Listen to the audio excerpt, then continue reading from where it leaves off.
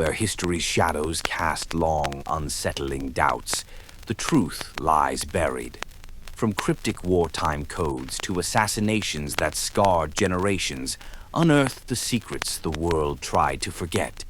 Hosts Tim Gardner and Eli Frame guide you through a labyrinth of unanswered questions, where every clue pulses with danger and intrigue, and perhaps an opinion or two. It's not all facts because history never is. Welcome to the Ciphered Past.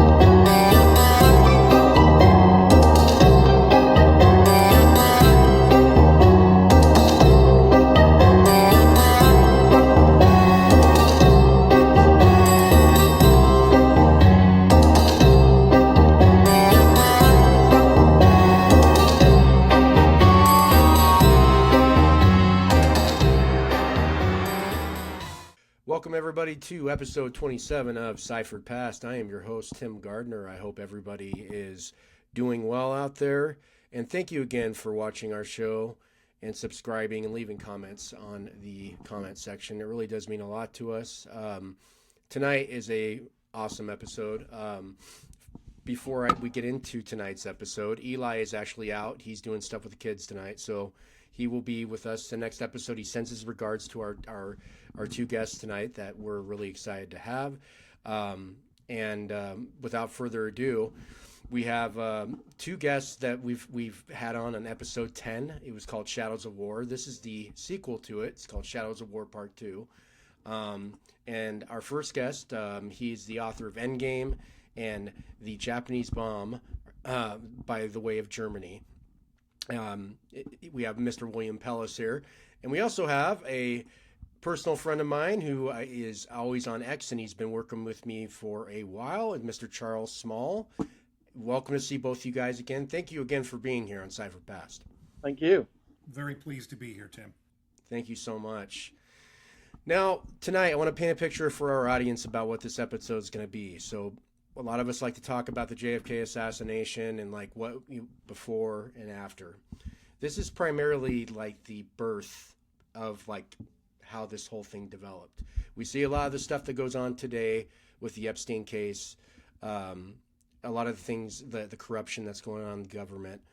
But to get a broader lens through history gives you a better understanding. And tonight we are going to delve deep into that. And we are going to talk about some Kennedy stuff at times. But this is a very important show because, again, this develops into what happened with the Kennedy assassination. So I think that's really important note to our audience. But without further ado, we're going to go ahead and start tonight. Charles, take the floor, sir. All right, thank you. All right, so try and set the premise. We're going to focus on a man by the name of Rene Dussaq. Before we get to that point, though, just a little refresher. I am making the claim that much of the stories of James Bond came from my great uncle, but in reality, those stories of many different people. One of them happens to be Rene Dussaq, and we're going to show that in a minute. Now, the story is not going to support or dispute any other theories out there. Someone's looking and say, oh, well, I think there was a different shooter on the knoll or whatever the case is. We can, even if every bit of Rene Dussaq's story is a lie, the fact that it just exists itself is a smoking gun.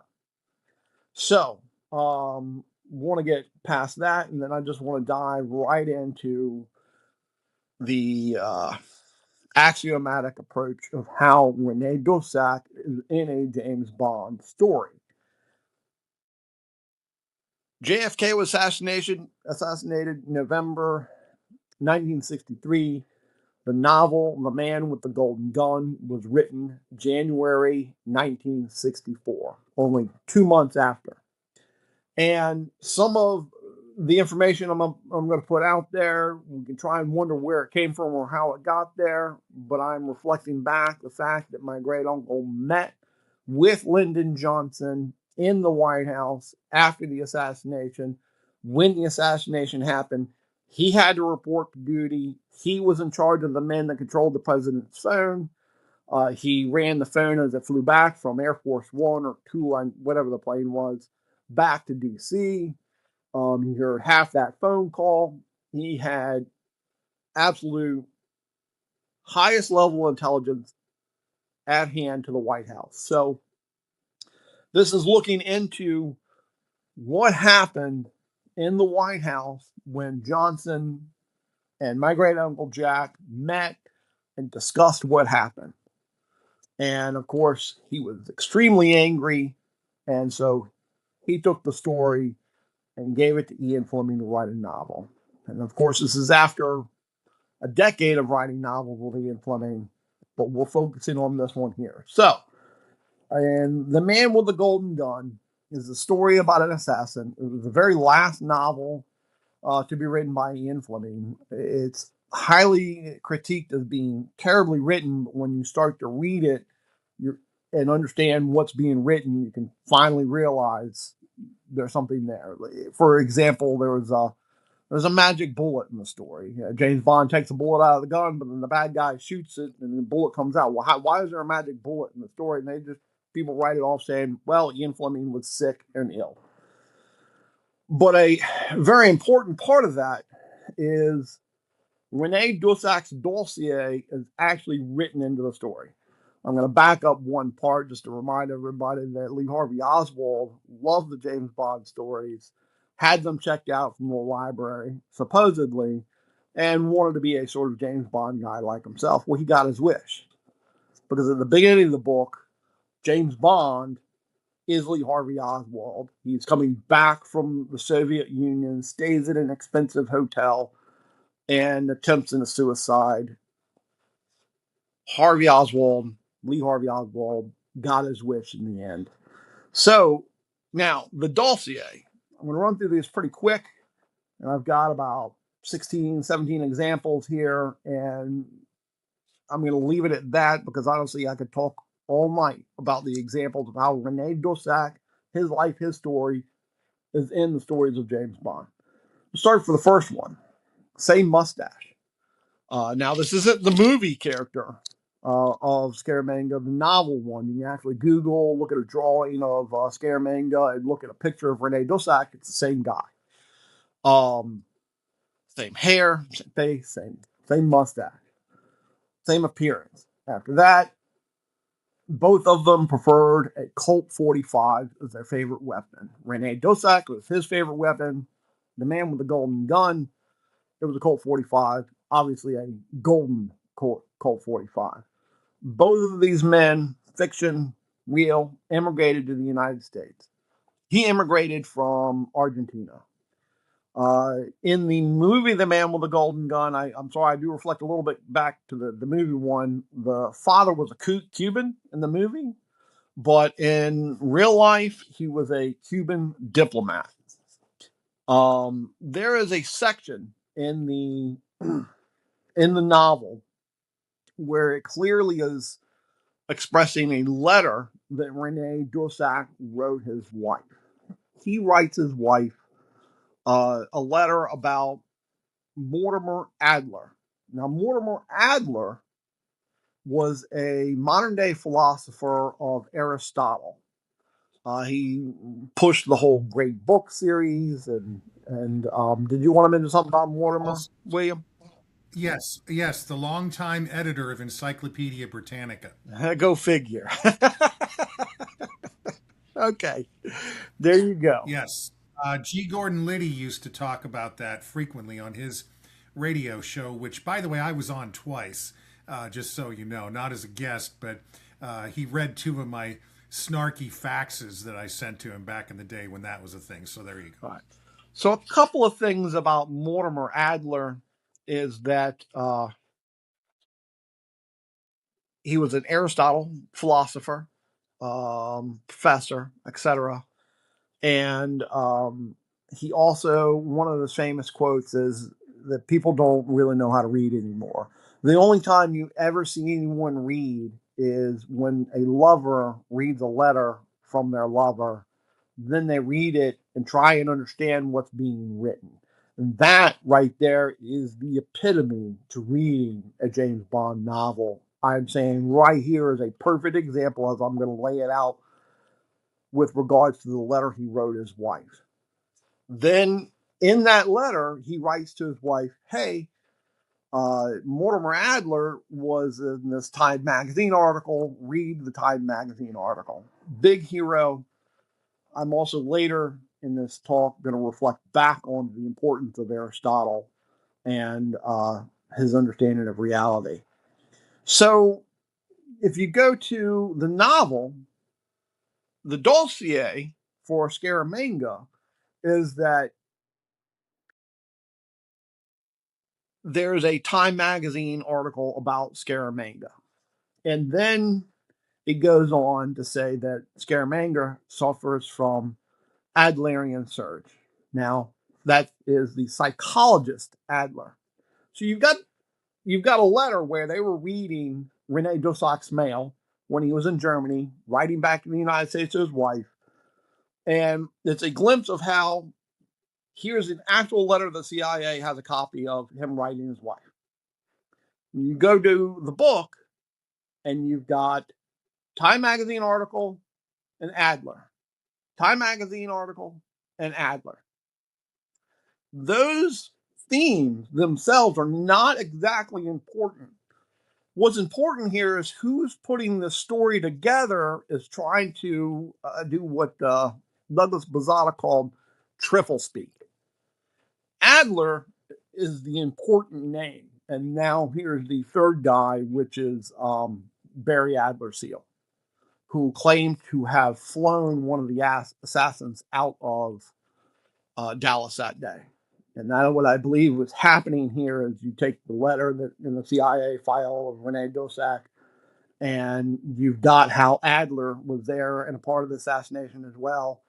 How do you take these things and mix them together? I'm going to write about the psychologist Adler because it's funny because Adlerian surge also has to do with small member syndrome. You can read into that what he's saying about Rene Dussaq. It's the book is when you start to see it, you start to realize it's nothing but a bunch of like middle school pop shots at the guy, small member syndrome. Okay, so which that goes into because it's Adlerian surge, he wants a bigger gun, as big as possible. That's why he's got the Colt 45. But Rene Dussaq, when he was at Jedburgh in France, fighting with the resistance, they all called him Bazooka. That was his nickname because he was taking out tanks with a bazooka and so forth. So now, in the dossier, it also teases that Scaramanga is gay. And it's one of the funniest things that Ian ever writes. He says, because he couldn't whistle, and gay people can't whistle. And then, of course, M is reading the dossier, and then reads, of course, and then M tries to whistle himself just to make sure he's not gay himself. And the point is, Rene Dussaq, he was a dancer in France. I want to call it, what do you call it? Paris nightclubs or so forth, cabarets. He was a dancer, and people in the audience sometimes would tease him, accuse him of being gay. He would get angry and stop the show and pick fights with people in the audience. So here they are accusing him, teasing him of being gay. He worked. If I may, do you care if I Yeah, jump in please do. for Yeah. a second here, Charles? Just wanted to mention a quick footnote here that you and I discussed not long ago, which is that, if we go with your thesis here, and again, I think there's a great deal of corroboration for it. Essentially, what we're looking at in the James Bond novels is one long inside joke. It's Ian Fleming writing in a kind of code that only a few people, even then, really understood. Now, it's not necessarily that it's even particularly well hidden if if you have the sufficient knowledge of context clues. That gets to Adler's point about people not knowing how to read, right? And then if you also know enough about the biographies of enough people from that time period, you start with that, and then you start reading the Fleming novels. You're like, well, wait a minute, that sounds like Doris Duke. Wait, was that Rene Dussaq?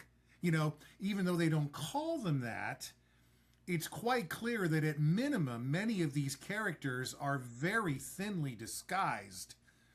I guess a pastiche or a caricature of actual people. And then the question becomes how much of what they do in the books was what actually happened in history. And that's what makes this such a fascinating study. That's so. Yeah, I want to make a real quick reference, Alan Dulles, after the Warren Commission was written, he says American people don't read anyway. So that kind of lines up with what you were talking about there. So yeah. I mean, and just to the people out there that are watching this episode, the JFK files, right? Okay. They don't expect us to go through all those files. And I was making a mention to somebody the other night. Show me a researcher who's read the Warren Commission, and I will sell you tropical land in Alaska. I'm serious. You don't have many. Same exact. Yeah, you don't have many people that have written that have read the Warren Commission cover to cover. It's insane. So it's exactly the same thing in the Axis WMD studies. Just the other night on Quora, all I did, there was a guy there that had the little one paragraph summary, and they didn't do anything, and they drove out the Jewish scientist, and Hitler was an idiot, and blah blah blah blah blah. And so all I said was, what do you think is being discussed here? And I posted half a dozen declassified top secret documents. Silence for several hours, and he blocked me. That's it. If you don't read it and you're not willing to consider the possibility that you've either been lied to, or less malevolently, let's just say that the government thought it had compelling reason to keep this information secret for all these years, and now it's finally being released. Okay. If you're not even willing to go that far, okay, you might be many things, and this guy said he was a CEO of some company or whatever. Maybe he was, I don't know. But a historian, you're not. And an investigator, you're not. And a person who is determined to find the truth, you're not. So as long as we understand one another, let's continue. He was the chairman of Jive Talk. That's what he was. There you go. There you go. There you go. All right. Sorry, Charles. Oh, no, all good. And, it hit me. I need to give credit. Target JFK was written by Robert Wilcox. His primary source was a man by the name of Douglas Bazotta. Now, I'm going to get back to that, but I apologize. I forgot we need to make sure I give Robert Wilcox the proper kudos that the information I'm going to Rene Dussaq was his research, and he's a fantastic researcher. All right. So now the other part of the dossier, he committed an assassination for $100,000 in the fictional book. In real life, as part of the JFK assassination, he paid off one of the guys $100,000 to be there that day as part of the assassination. So you got the same money, which, by the way, is kind of interesting. When I asked Jack once the first time he ever heard of the JFK assassination, he said the cable that came over from Australia. He said he was in his office in New York, and he was working the secure cable that came from Australia into the White House, right? Well, that's October the 15th, 1962. A guy says, hey, there's this payoff of $100,000 to assassinate JFK. And so there's $100,000, not just in the fictional book, non-fictional book, but also in a JFK file. Then there is the part of the book that has Mistress Brown's house. which this does get a little bit off of Rene for just a moment, but it's absolutely fantastic. Mistress Brown was Lyndon Johnson's mistress. Mistress Brown, exact same name, is in the book. She said it was strictly, no love. She was LBJ's prostitute. In the book, she's running a whorehouse. You can actually look up her actual home, Google it, find it, some of the correspondence. You can go to the actual home, and the home that she has in Dallas meets exact same description as the home in the book. Big windows, bracketing the front door, big wraparound porch, a church at the end of the street, and there you go. Now, of course, what's really funny, another one of those middle school jokes is when James Bond visits this house in pursuit of Scaramanga, he's there, and the lady at the front desk says, you can have a woman after a while. It's Scaramanga's up there with his favorite, and her name is Lindy, and she's big if you like him that way. So there we are in Mistress Brown's house, and Rene Dussaq's whore,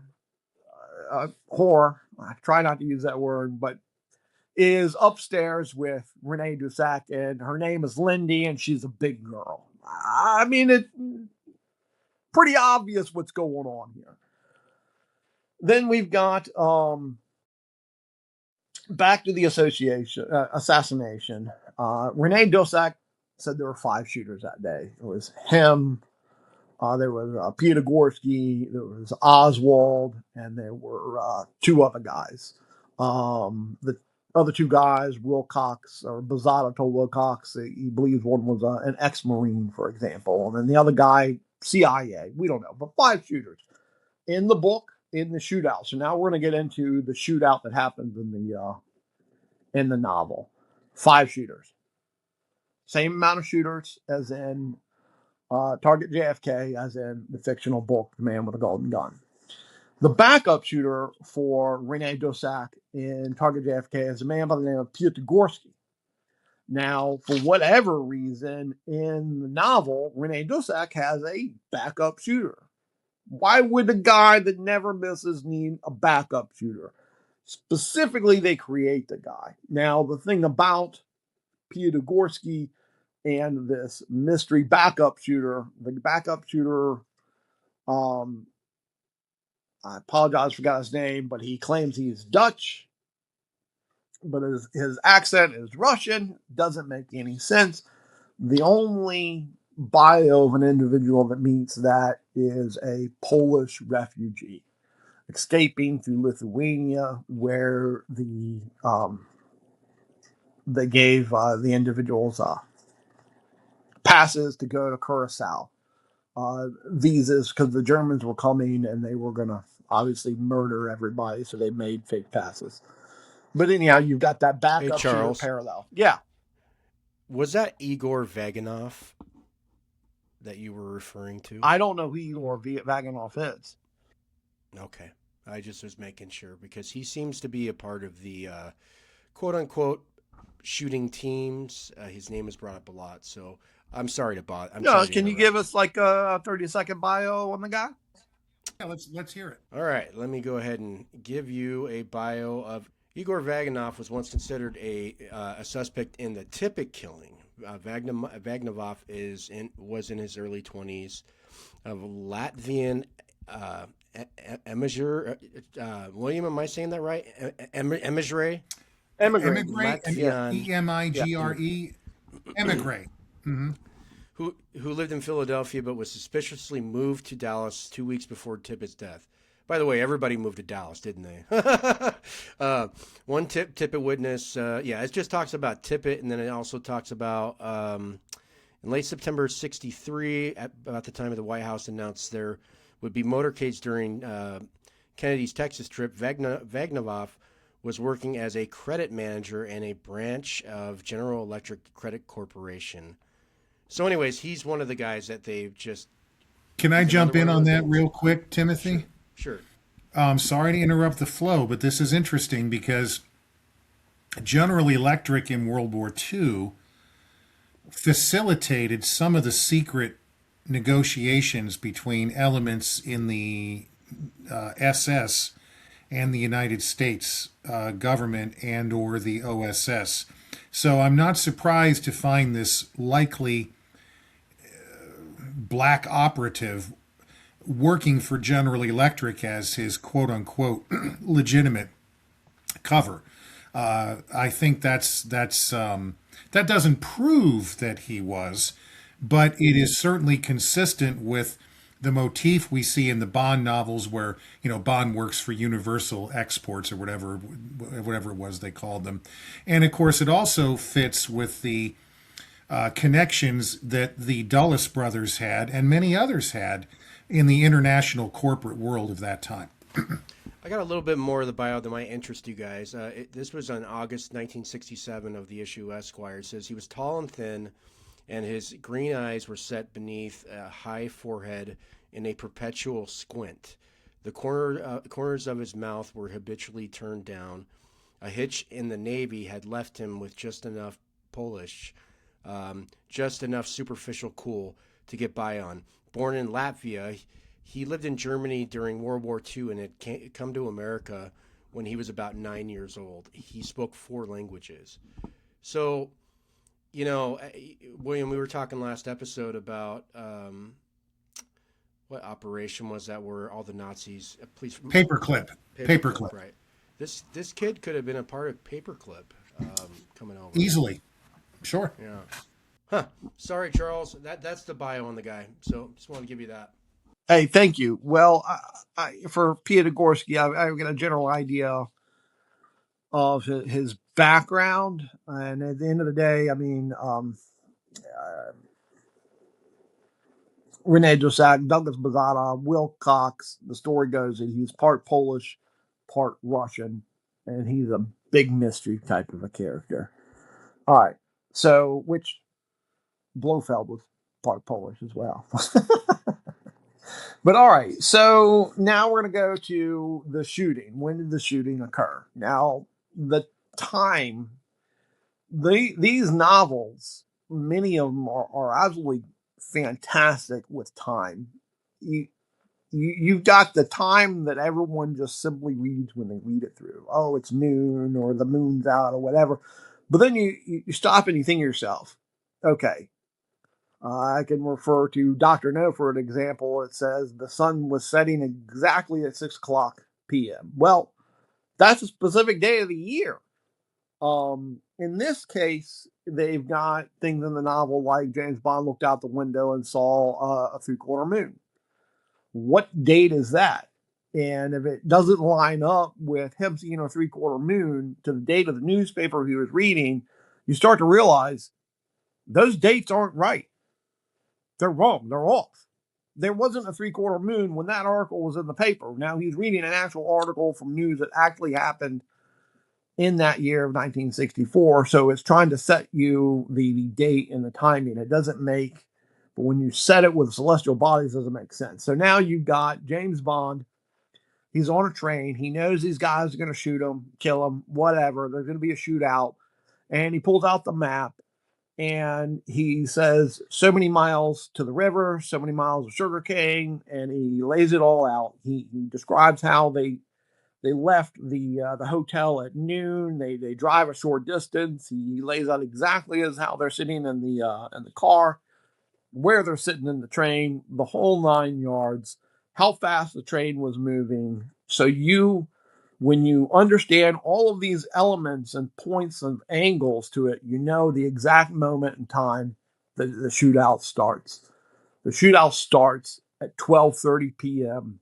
in the novel, give or take a minute. And you can see it when the train arrives at the river, where the birds are.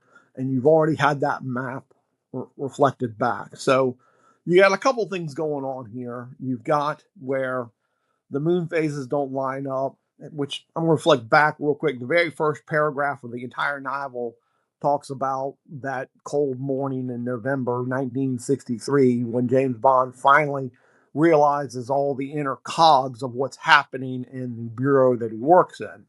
All right. Well, now we're all the way into like February or so, according Oh no, to wait a minute.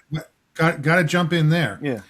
Was Fleming suggesting that British intelligence was involved in this as well? Now, Okay. Okay. so He's talking about the post-war Anglo-American establishment or deep state, basically, or the machinery of the right. Anglo-American post-war order, Well, shall we say? yeah, he's talking about war plans. He's talking about the chief of staffs, and if they die, they have a book that says how they're going to conduct war. And he didn't. This morning he wakes up realizing how all of the machinery works. That's the first paragraph. What you mentioned British. Peter Gorski, this backup shooter, was also reportedly an assassin for British intelligence.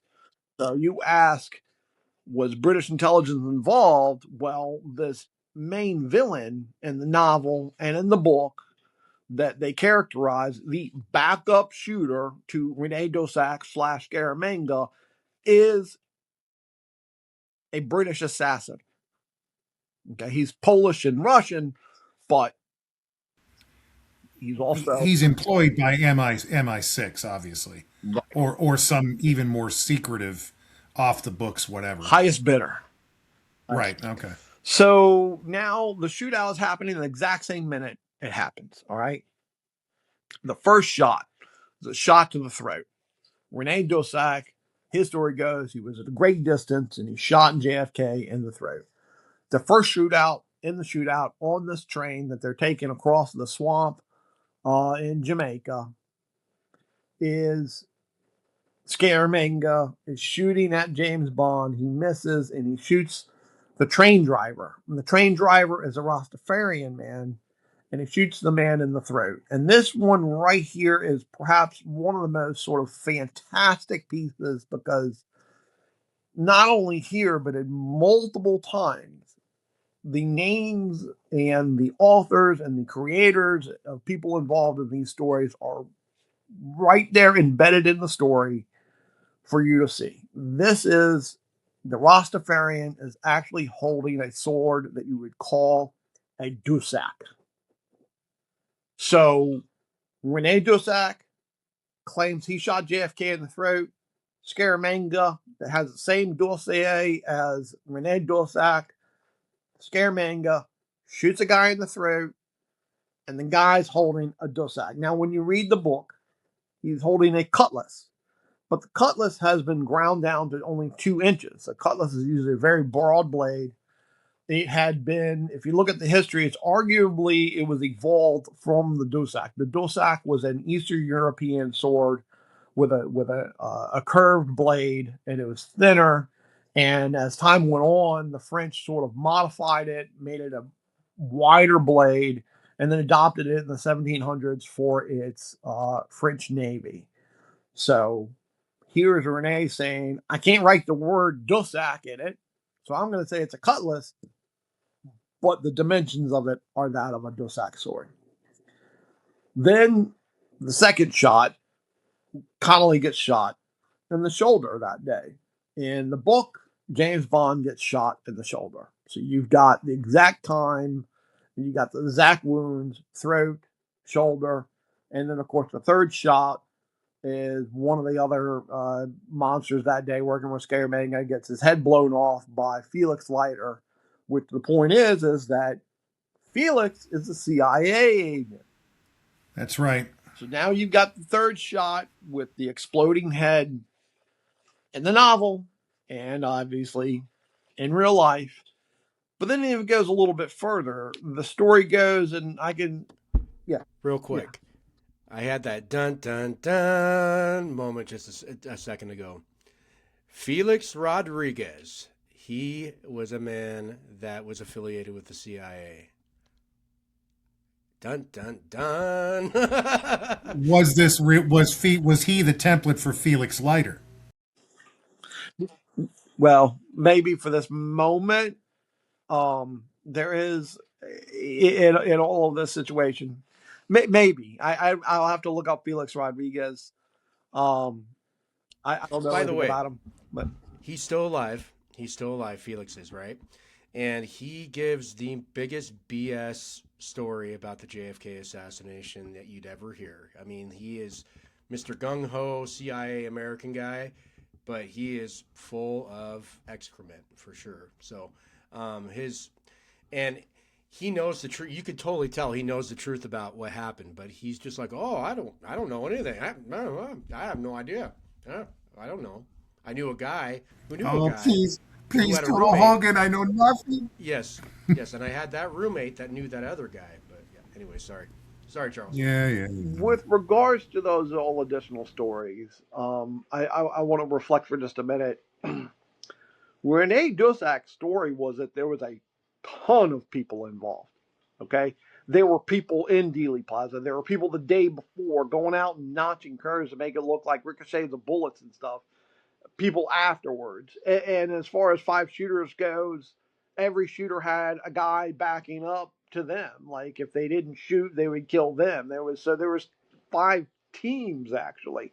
So all of these other people that are involved, they this kind of even supports all these other people. I mean, there's so many people that sure. However, I do want to say I actually believe I have found that um, third guy. In other words, not Rene, not Peter Gorski, not the ex-marine, not Oswald, but the fifth shooter. But that'll be something I can talk about offline. Um, so next, okay, so you've got the shots, you've got the wounds, and obviously at this point it's saying the CIA shot JFK in the back of the head. Here it is. So the next part is the magic bullet. So the night before, Bond knows there's going to be a shootout, and he sneaks into Scaremanga's room and he takes one of the bullets out just to have a little bit of leg up. He can't take them all out because the weight will be off, but he may not notice one bullet missing, whatever. Shootout happens, he shoots all six bullets. It's a magical bullet. And that doesn't need any further explanation. And this is where I say, look, I can talk all night about parallels to not just how Rene Dussaq is characterized in a James Bond novel. He is characterized repeatedly. One of the things that goes on here is they first started learning about how Rene Dussaq wanted to assassinate Kennedy right after he was elected, and Thunderball was written around that time. And that is where they've got a little thug carrying a Colt 45. It also talks about James Bond back in his day jumping off of a train to escape, Hinkle pursuing him. And we're going to get to that in a little bit. So he's also James Bond in Live and Let Die. In that book, he's the hero. The moment he starts talking about assassinating JFK, the Thunderball period, he starts being portrayed as a villain, and as well as James Bond. So I'm going to move on from the parallels. I've got plenty. People can look. They can look it up, read both books, and it's going to just hit them in the face.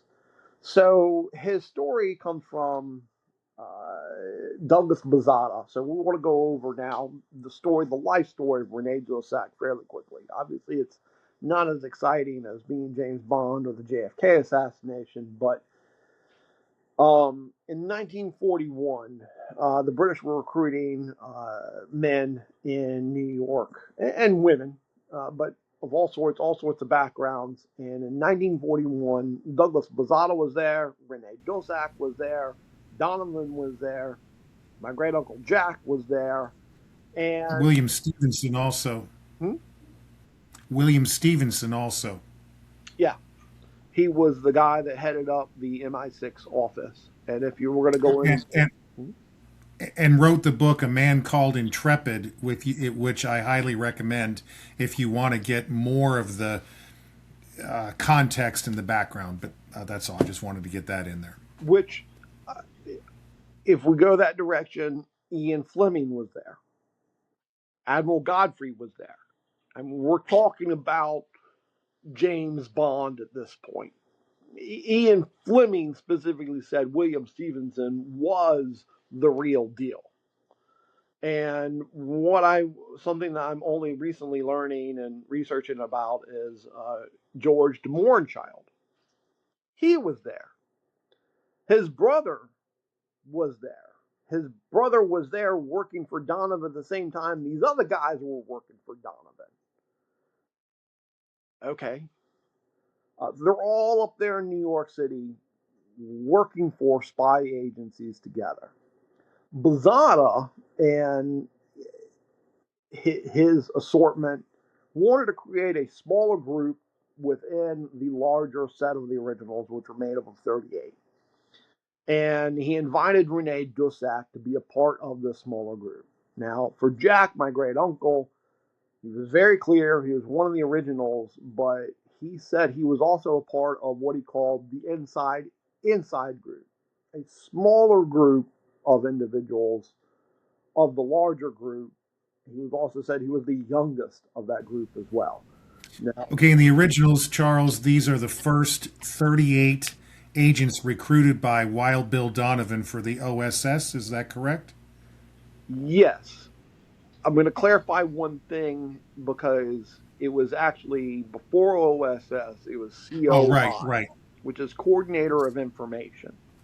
That's what I was asking about. Yeah. And the birth of the COI arguably happened early June 1941 when Admiral Godfrey went to visit President Roosevelt. Now, Ian Fleming is with him, and Jack, at that point in time, was in New York working for British intelligence, described the situation where he went to the White House, and there was nothing but British men controlling the White House code room. So there he is with Godfrey, Ian Fleming, and then Donovan, who recruited these originals, known as the father of the CIA. He was friends with Ian Fleming, and he relied a lot on the British and Ian Fleming to help him create a blueprint for the CIA. Godfrey being there, Godfrey came up with what's called the Trout Memo, which is 50, I think it's 57 actually, different type of top secret operations you could do for intelligence and espionage during war. It's still classified to this day, secret. There's only one operation in it that's well known. That's called they did it as Operation Mincemeat, where they stuffed a dead guy full of intelligence and let him wash up on shore in Europe, and the Germans thought it was real. But we'll move past that. This is the setting for Rene Dussaq amongst all of these people, and Douglas Bazotta invites him to be one of these core individuals. And this is quite a setting of all of these individuals that are involved. And frankly, Morinchild only recently learned about, and I'm completely flabbergasted the idea there he is with these people, and then there he is in Dallas with Oswald. Okay. So that's the beginning of Rene Dussaq, the origins, the originals, and his start in American intelligence. And Charles, got to jump in just one quick yeah, moment. I think you meant that Donovan looked to British intelligence for the model to start the OSS, not the CIA. well, I'm trying to use it layman, CIA, but really it was COI when, Then the OS. right, they just changed the name. Uh, Okay. really, they just gave more money, really. And okay, now we're going to recruit 1,000 agents or whatever. And I want to be specific about the COI because George Morinchild, de Morinchild, the COI actually has a file on him. Now, the COI was only for about 6 months active. They didn't open their office until October 1, 1941. That's when they actually started gathering files and put them in the office. Now, I believe the files they gathered, they were loose and all over the place. They had, Donovan kept them in his closet or something, but then they actually put them and drew them together on October 1st, 1941. Then when Pearl Harbor happened, they had to change it real quickly to be the OSS. So now you've got a very, very narrow period of time that there's a file on George the Morin-Child, and Donovan's the one that controls it. And so we're going to get into Pearl Harbor for just a minute, but what we're going to go with this one is back to Rene Dussaq being James Bond. Jack, in June, there's the creation of the CIA. I know it's s.o.e, then OSS, then CIA, but CIA, everybody understand. We're going to just call it CIA to keep the continuity here. Birth of CIA, early June. Jack is sent to Tokyo, flies over Tokyo, describes it in detail, one of the most beautiful things he's ever seen before it was bombed. And he was sent there as an mission to sabotage a Japanese base in the Coral Island chain. He was a no-go. Who did it then? And that is where I believe it was Rene Dussaq. And we've got some reflections when you go back to looking at the movies. That while there's many, I'm going to give you one specific one, and that's Goldfinger. The beginning of the movie Goldfinger, he is sabotaging a chemical warfare plant, factory. It's a secret one. He blows it up, and then he goes to meet, the Bond girl. She's getting out of the bathtub. He's got his gun in his holster, and she bumps into it and goes, "Oh, why do you wear that thing?" And he says, "I got a deficiency syndrome." What do you when you say you're compensating for something? Basically, he's saying I've got small member syndrome. I've got Adlerian surge. There he is, reflecting back to the term from The Man with the Golden Gun, which is exactly how it's written in The Man with the Golden Gun. He carries a gun, a bigger gun, because it's compensating for a small member. There is James Bond sabotaging this chemical warfare plant that some evil guy is building, and he admits he carries it because of that inadequacy. So there's Rene Dussaq in one quick flash among many, but we don't have all night. There he is. He's James Bond. There he is. He sabotaged something. And then, of course, if you want to go further, I mean, it literally is the island. And Dr. No, it's Volcano Island, and You Only Live Twice, the novel, it is the island next to Black Island. The first island of the Coral Island chain is called Black Island. And then you go to the movie that You Only Live Twice, and it's Matsua Island, which the island is Matsua. Okay. Then you go to the movie No Time to Die, and it's literally they actually go to Matsua Island. Obviously, they're filming off of Denmark or something on some island, but they look at a map. They're literally at Matsua Island in No Time to Die, and it's got the same history and everything as Matsua's actual history is. There they are. So that is where I'm going to put it back to you, William, because now we're going into Pearl Harbor, creating the OSS, but we have now, before Pearl Harbor, sabotaged Matsua Island. So what is Matsua Island, William Pellas? Okay, now a little bit of history of the history. I first encountered mention of Matsua Island from a New Zealand researcher named Simon Gunson, Gunson. Now, Simon, I want to be fair here because I really like Simon personally. And what I'm really grateful to him for is that he really did point me in some off the beaten path directions that really helped my research. Now, before he died, and by he in this case I mean the late CIA, DIA researcher and private sector researcher Dwight Ryder, I mentioned him last time. I encountered Dwight on the on the internet in addition to Simon. Now, Dwight suspected that Simon was ex-British intelligence, and he said, Dwight told me before he died about 5 years ago that he said it takes one to know one. And I actually had occasion to confront Simon once about this on the internet, and I actually asked him, I told him the story, and I said, now, Simon, here's your chance to come clean. Are you ex-British intelligence? He just said, well, I had family members that were. Okay. All right. So that's Simon Gunson, maybe. But anyway, so Simon had a post on a Luftwaffe discussion thread about Matsua Island, or Matsua, it's spelled both ways. And in addition to being a volcanic island, it's in the Kuriles chain, as Charles mentioned.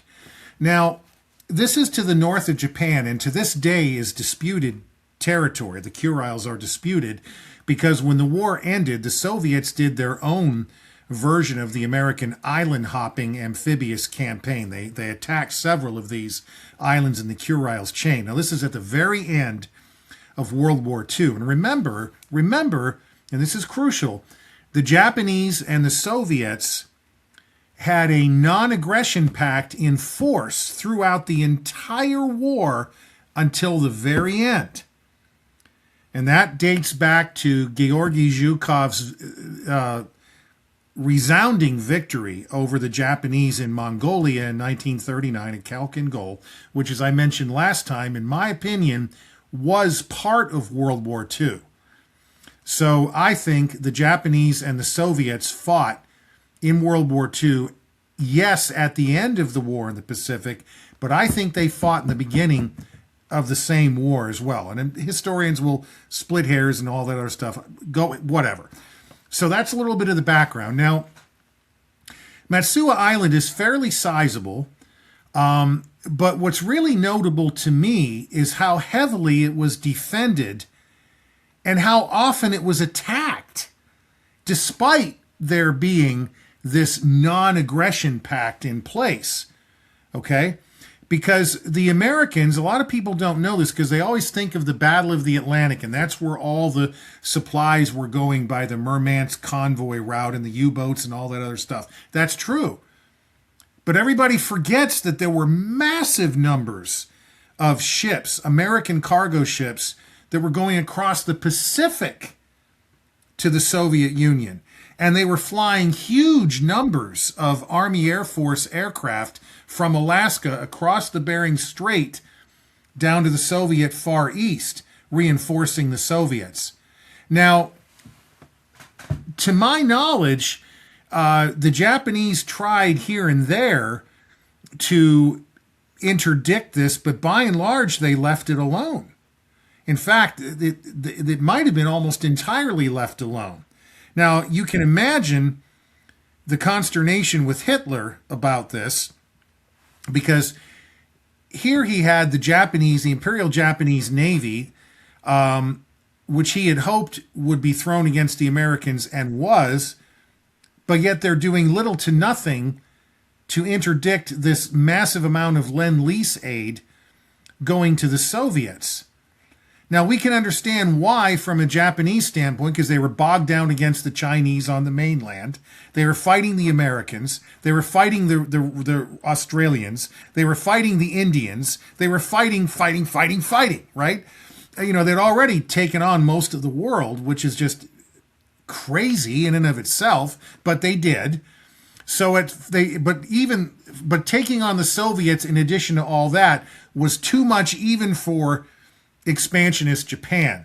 So that created this very odd dynamic where these American cargo ships are just sailing right on by. Okay, so you've got these sizable Japanese garrisons in the Northern Pacific. There was some fighting in the Northern Pacific between the U.S. and Japan, but only one significant naval battle. And of course, I have to forget what it was now, the name of it, but this was in 1942 or 43. But this was just a cruiser and destroyer engagement. It wasn't a main fleet. It was more like squadrons going at each other. And And of course, you had Attu and Kiska and some operations around them. And then you have Matsua, which was attacked repeatedly. And this island had a volcano, and it had one or two massive runways that were kept ice-free year-round, because by geothermal means, they would pipe in the volcanically heated steam underneath the runways to keep them free. And these were rated for very heavy, very long-range aircraft. What the heck was going on here? Why was this such a target? And I'm just going to read this to you right now off this website called Pacific Rex. And the list here says Allied missions against Matsua, in parentheses, Matsua, and then the Cyrillic spelling. July 15th, 1943, U.S. Navy submarine Narwhal shells Matsua airfield. February 25th, 1944, 3 B-24s after midnight on a photographic recon and bomb run. March 16th, 3 more B-24s fly reconnaissance. Some of them bomb, some of them drop their bombs because they can't find in the dark. April 7th, 8 B-24s dispatched to destroy a convoy believed southeast of Matsua. April 9th, 1944, weather sortie over Matsua. April 10th, another armed reconnaissance. That's just from July of 43 to April of 44. Matsua? Really? What's so important about this? Well, this is where I have to again give credit to Simon Gunson. Credit where credit is due. You can read about this. After the war, there were a number of fuel drums found on Matsua Island with Luftwaffe markings, German markings. Now, there was also, we know there were flights over the polar regions from Finland, at the time a German ally, flying over the polar regions and down to Japan. I suspect that Matsua was their refueling point. Now, I can't prove this for a fact, but I believe it was. Now, so, and by the way, I just read you a few. There is way more Allied bombing missions and submarine attacks and, destroyer and cruisers, well, mostly destroyers, but, nevertheless, significant surface forces cruising by, shelling the harbor, shelling the airfield, with a non-aggression pact in place in the Northern Pacific, where there was very little combat, comparatively speaking, until the end of the war between Japanese forces and American and/or Soviet. Something got the Americans' attention about Matsua Island. I believe it was traffic related to the Joint Axis nuclear weapons program. I think that's what was so important about Matsua. Now, do I have hard proof at this point? No. But this is very suspicious, to my mind, taken on aggregate. So that's Matsua Island. And of course, at the end of the war, that the status of the Kuriles chain was left unresolved. It's still unresolved to this day. The Japanese and the Russians are still fighting over who actually gets to control all of these islands in the present day. And there were several very sharp, very bloody, comparatively small but still significant amphibious assaults by the Red Army at the end of the war as they moved down the Kuriles towards the northernmost Japanese home island. So that's that. Very strange set of circumstances there in the Northern Pacific.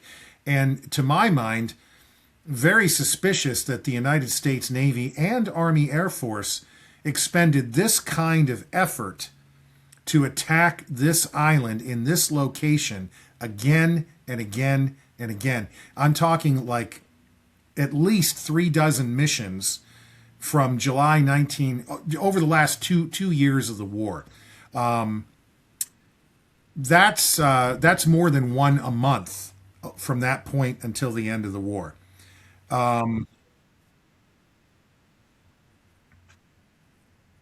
Well, I think it was supposed to be, and I think the OSS probably penetrated that, and likely British intelligence, and likely the Soviets as well.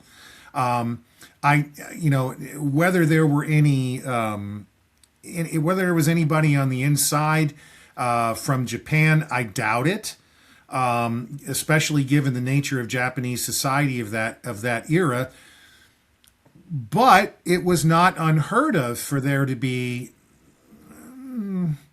occasionally there were a few prominent Japanese who were not down with the whole Showa Emperor Restoration, the Meiji Restoration.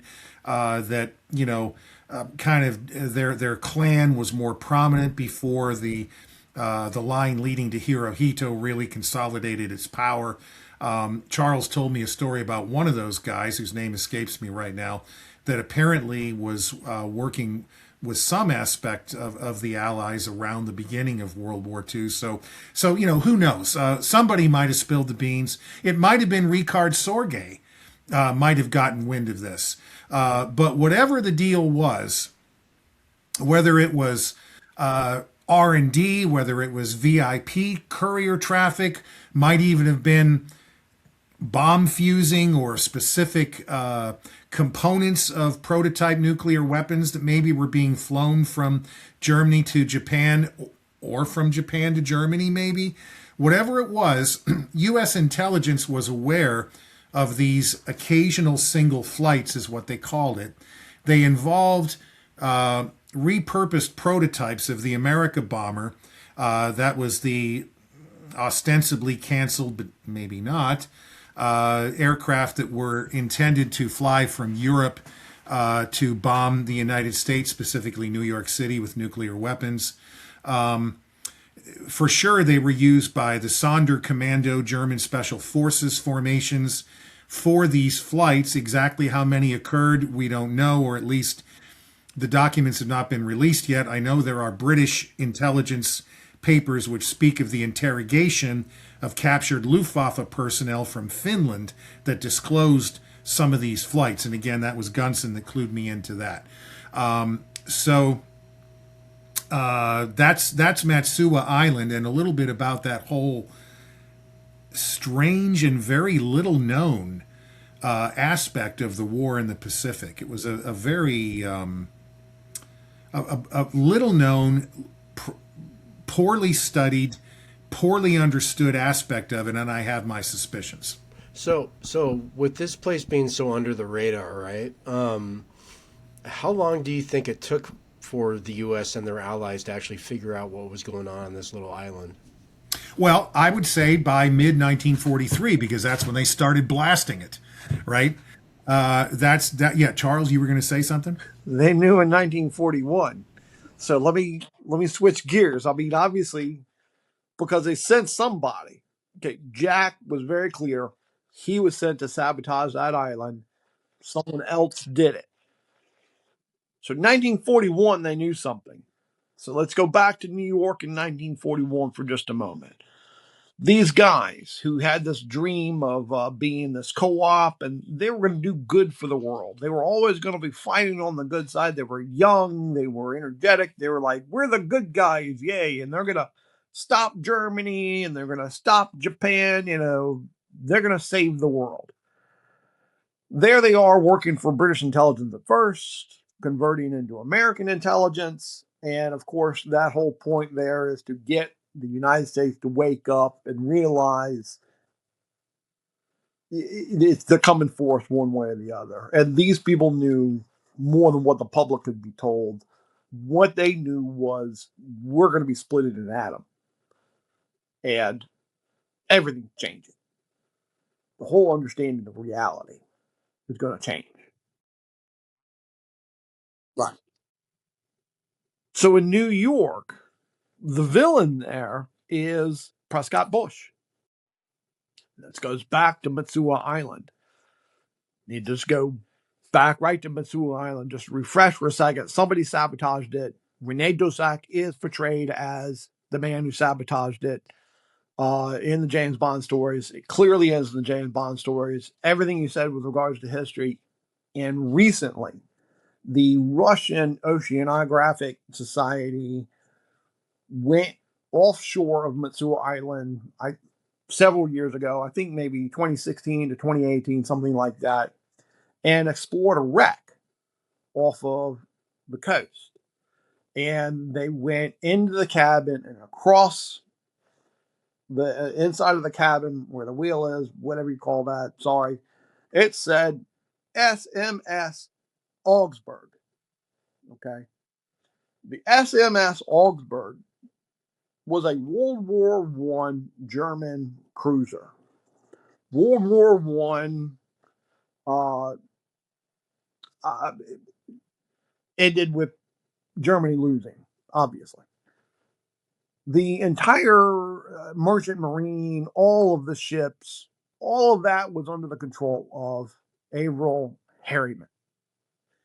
He then had a fleet of ships larger than any other nation in the world, probably most of them combined. He was in charge of liquidating that German fleet. Most of it was merchant marine, but there he is up in the Netherlands, and basically all of the ships are brought in and they're divvied out, chopped up, whatever it is. SMS Augsburg was to go to Japan as their prize, payment, reparations for their contribution to World War One. The Japanese Navy in the First World War was instrumental in basically kicking the Germans out of the Pacific. They put sufficient pressure on the German colonial forces there that they basically tried to make a run back to Germany from the Pacific. That resulted in the first Battle of the Falkland Islands in 1914, which was where Admiral Graf von Spee, the namesake of the famous World War II vessel, that's where his squadron met its end at the hands of British battlecruisers in 1914. But that was facilitated by the Japanese, who were on the Allied side in the First World War. So yes, this was part of their their war prizes, as Charles mentions. So 1941, New York City. Well, they found the ship there. Back it up. So history says they took that SMS Augsburg cruiser and chopped it up for parts, took the motors out, used them as generators in Europe to help rebuild Europe, cut it all to pieces, and that's the end of it. And I mentioned Averell Harriman because, of course, Prescott Bush worked for Averell Harriman. Was it Harriman and Brown or something like that? And he was the one that was actually in charge of that aspect of the man's company. So it's got Prescott Bush's fingerprint on it. That's the best I got, as much as I can find, as pure as it is. Now, in 1941, Prescott Bush, he's part of a bank. He's trading with the enemy. He was accused and guilty of trading with the enemy, or the company that was a board member of was trading with the enemy. He was also Skull and Bones Society, which the whole Live and Let Die thing is a portrayal of Skull and Bones in that book, Live and Let Die, which again is about Rene Dussaq mostly. James Bond goes to New York City and he meets a voodoo religious from Haiti, or a fictional country in the Caribbean, etc. And he's like, what are they doing practicing necromancy here in New York City? This is the cradle of global society and civilization. This is crazy that they're doing necromancy. Well, in 1941, these guys are in New York City, and there are these guys, Prescott Bush, practicing necromancy with the Skull and Bones Society. Bonkers. And he is working with the Nazis, and somehow this ship that would have been under his management of chopping up and dispersing ends up off the coast of Matsua Island somehow. So this again, the reason why this has come back to Rene Dussaq is the main mission of James Bond in that movie. Live and Let Die is to put a limit mine on the bottom of a ship and goes out to sea and it sinks. It also goes into the idea of how in the world would Jack sabotage an island? No one man is sabotaging an island. So that's betrayal in the book, that they put a mine on a ship. It went out to sea very far, and there was a timer on it, and it blew up and sank. Now you've got these men involved with Prescott Bush in New York. His fingerprints are on this boat, and here is this boat sunken at the bottom of the sea next to Matsua Island. So there's a lot of gaps there. Obviously, I mean, it is very clear what's being portrayed in the James Bond stories, and then there it exists in real life in front of you, and you're like, well, how did that get there? Yeah, for sure. And so, I mean, lots of questions. But again, what I can document for sure, in addition to the mission that Charles mentions here, is the extraordinary attention paid by the U.S. military to this really remote, relative to the main combat in the Pacific. Now, remember, the Allied axis of advance through the Pacific was the Southwest Pacific, which is off the northern coast of Australia. That's the Battle of Guadalcanal. All the combat, if you remember the old TV show Baba Black Sheep, all the combat there, and they called it the slot between Guadalcanal on the southeast end and the northwest end, which was the major Japanese fleet base of Rabaul on New Britain, and all those islands in between. That's where John F. Kennedy fought, where his PT-109 was sunk in that area. And then so you had that advance coming up that way.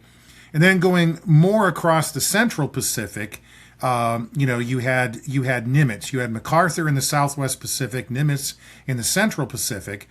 And eventually, we're familiar with the march of history and the march of the American military through there. The Philippines, Iwo Jima, Okinawa, building up to a landing on the southernmost home island of Japan.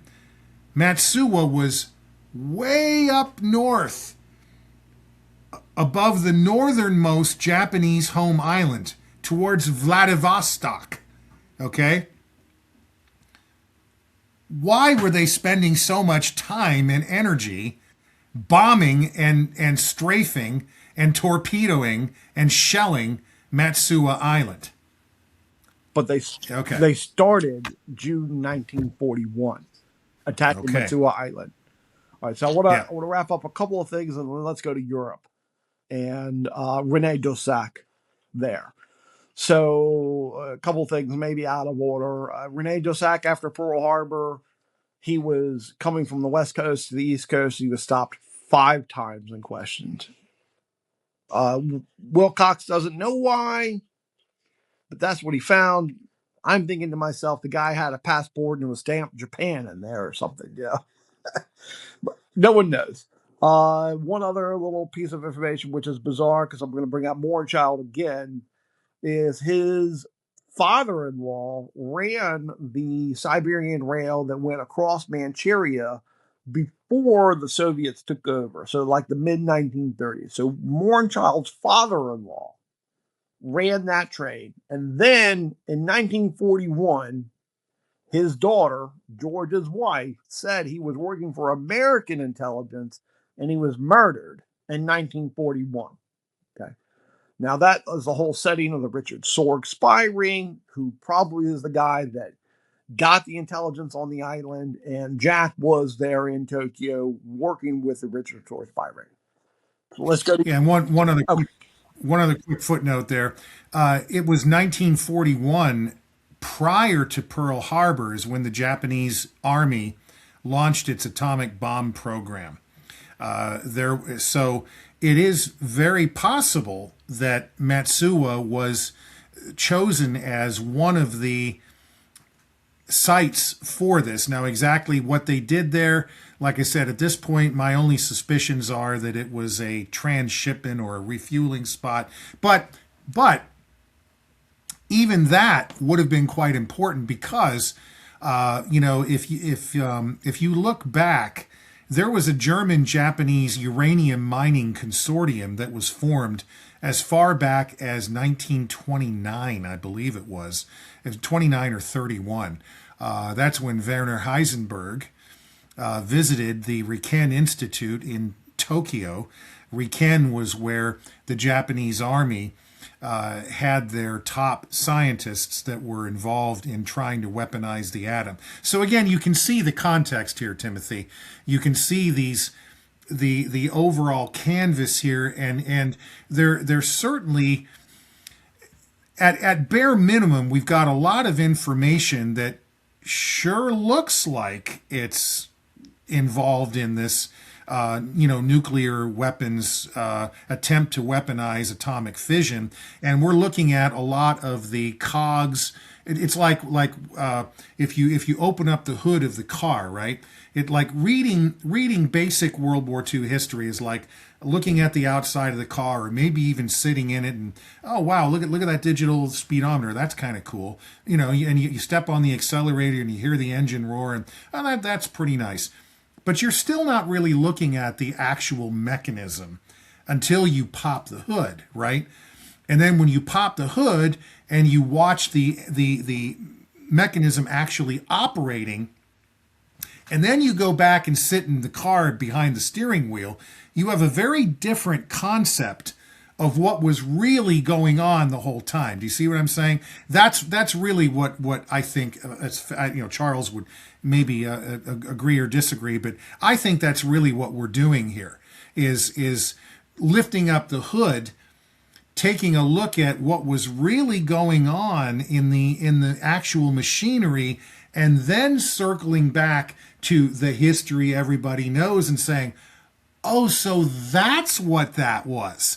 This is very much the most common refrain that I've had as I've gotten a look at this long, either overlooked or deliberately covered up information, and then gone back to the standard histories, and now I'm like, oh, yeah, that's what that was, that kind of thing. Yeah, and like the intro to the show says, it says it's not all facts because history never is, right? So you have to just be an investigator, like what you've been doing, William, with what your field is.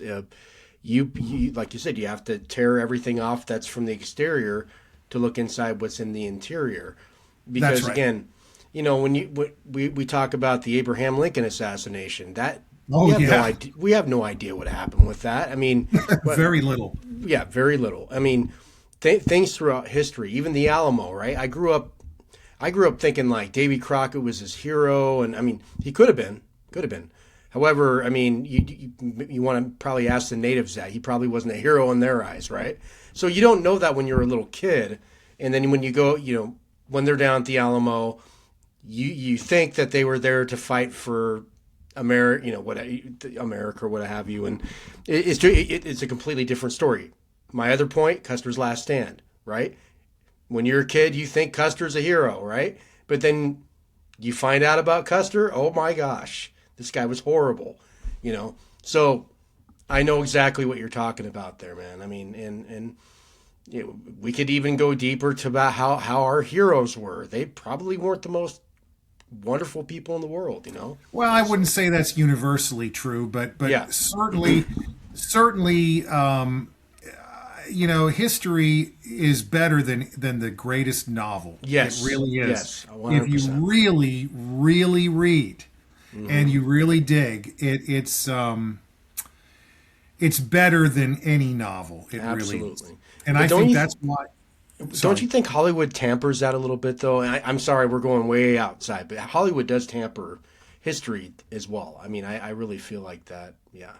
Yeah, and by the way, it's not always, especially in more recent years. It might have been true once upon a time that there was, for the most part, a kind of a hagiography almost, sort of the American mythology, and we're always we're always the good guys and everything, and now in many respects I think we were, but definitely not all. Now, on conversely, in more recent years, especially since Vietnam, you more and more frequently find the United States and authority figures in movies portrayed as corrupt, criminal, the villains and everything. That's not true either. So that's why I always say, if people tune into us and they take nothing else from all of this, what I say is do the work of a historian if you really want to know what was going on. Compare accounts, compare sources, question and get down to the primary sources as much as possible. But, certainly pop culture presents often, I won't say always or completely, that's not true either, but certainly pop culture presents an often distorted view of history, whether they are themselves, coming from a kind of angry, cynical post-Vietnam leftist point of view, or the John Wayne right-wing, my country, right or wrong kind of a point of view. It's so anyway. Yeah. Yeah. I mean, I want to talk to you off the air about one of the things that it has to do with the Alamo specifically. And like, I just real quick, makes me laugh every time I watch this. Cause when I was a kid, I saw John Wayne die in the Alamo, and he's just like, oh, and he happens to have like a torch on him, and he's like, I'm gonna go into this room full of TNT and blow everything up, like the ultimate hero's death, right? And then you fast forward to the Alamo back in like 2008, and they just execute him at the very end after the battle. So it's like, okay. Yeah, well, wasn't that one of Santa Anna's soldiers that had a diary that claimed that like the last couple dozen defenders were captured alive, and then they just executed them afterwards? Yeah, yeah. So I actually, it would be an interesting podcast to do, but yeah, they basically had like a group of people at the very end, like of Texans. They were trying to get out of there, trying to run, because they were like, look at all these, Mexican soldiers. They're about to like completely overrun us, and they were scared. And the Mexican soldiers gathered them up, and I guess the lieutenant of the Mexican army was like, spare Mr. Crockett's life. He's a famous guy. Santa Anna's like, no, let's get rid of this guy too. And so, anyways, World War II fans that are out there watching this show, I'm so sorry. That's all right. It was a great rabbit trail. So yeah. Anyways, sorry, Charles. Back to you, buddy. Let's go to Europe. Okay, Europe. So, and that is Rene Dussaq, and you can't talk about Rene Dussaq without talking about Noor Inayat Khan. And I think her name, she's got another name in there as well. I apologize and forgive me to the family where I'm missing it. But anyhow, she was probably the greatest radio operator spy the s.o.e. ever had, and she was in Paris. But there's a number of reasons to bring her up. For one, she and Rene most likely knew each other. Their fathers were friends. They were both Sufi. And Sufi it's very complex to describe it. I'm trying not to describe it because there's some debate as the origins of the religion of Sufi. It's sort of come out of the religion of Islam. However, for Sufis, the way I understand it, it's mysticism, but it's also they allow prophets, prophets of God. And it's sort of like the big movers and shakers of the world were or are prophets. And I'll leave it at that and not address that anymore. But they're both Sufi. And the reason why I think they probably met is because, of course, Rene was a dancer in northern France, went to shows and so forth, and she was outside of Paris at that time. She studied at the Sorbonne, um, and she clearly and overwhelmingly is portrayed in the stories of James Bond. I'll make it quick and just give two examples. One is the coat of arms of Blofeld. The coat of arms of Blofeld has got a boar at the top. Right below that is a little image of the Goeth mountain range. Below that is the shield, the crest, and it's blue. And it has the cross of Lorraine on it. Now, Noor Khan's happiest moment in life. She is living in Boar Hill. There's the boar. She would ride her bicycle across the landscape to go to her training facility for the s.o.e. And while doing so, she was known to sing the song over and over again called Heiden Roslin. That is a poem written by Goethe. But now you've got the Goethe Mountain. Her favorite color was blue. Blofeld means blue field. The crest is blue. There's her color. And she always had a pin on her outfit of the Lorraine cross because that was the image of free France.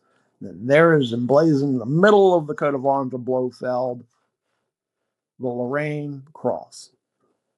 And at that time, she was also engaged, which is kind of a funny side story. She was engaged, supposedly, nobody knows who she was engaged to, but she was engaged to a man who I believe his parents were from Norway or something like that, which is, I'm curious because I've never understood exactly why Jack told me this. He said, I want to make sure you know, I've never been to northern Norway. I don't, maybe he tried to make sure I know he wasn't the guy engaged to Noor Khan. I don't know. But anyhow, their families are close with regards to the Sufi religion.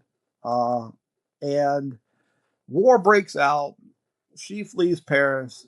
She goes to England, gets trained at s.o.e. Now, Rene Dussaq, obviously, he is working for the OSS. We're going to go back. It was COI, then it was OSS. So now he is OSS, because OSS is what the CIA was called during World War II. And in October of 1943, this really is where it picks up for Wilcox, where he joins the Jedburgh. The Jedburghs were a group of special operatives that were trained to go in to France ahead of the invasion to soften up the Germans before we invaded. And Donovan is there as well as some other characters, but the witnesses to Rene Dussaq, the testimonials that Wilcox would find was that he just hung around. Like, I've done this before. You know, he really wasn't intensely trained. He just hung out while everybody else is going through all this intense training. One of the other things about him and his religion was that physical fitness was extremely important. Now, going back, he was in a circus. He would do wean walking. And another thing, which is kind of funny, he was in Hollywood and he was asked to wrestle a shark in a tank. And he didn't want to be mean to animals, so he required that the shark be a fake shark. Now, fast forward to some James Bond movies. There you go, Jaws wrestling a shark in a tank. Okay, so there we are. That's happened several times. Sharks in pools chomping on lasers on their head. Unfortunate. Yeah. Oh yes, yeah. Unfortunate. There's 006 again. Getting chewed up, or they find some hapless 00, with the death stare, and that's Bond going through his stuff. And anyway, sorry. Go ahead. That's okay. I mean, it is definitely ironic. There he is wrestling a shark in Hollywood. And I'm going to go back real quick because I want to go back to a far earlier story. Daisy Marino, Hollywood, around 1930.